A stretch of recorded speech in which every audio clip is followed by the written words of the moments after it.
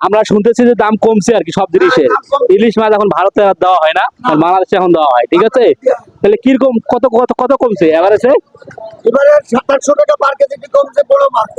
ছোট মাছ যা বেচতাম 800-900 টাকা কেজি, এখন 650 টাকা কেজি। এই বেচতাম 1000, এখন হলো 800 টাকা কেজি।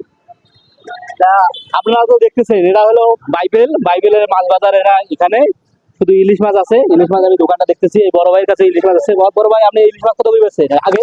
আগে বেচছি ভাই 2200-2400, মানে আগে বেচছিল 2200-2400, আর এখন এখন ভাই 1700, 1650 এরকম।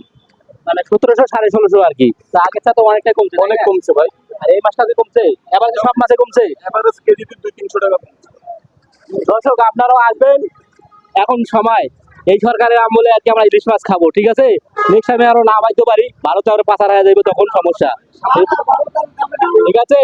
অতএব আপনারা সবাই আসবেন, সবাই ভালো থাকবেন। আল্লাহ হাফেজ।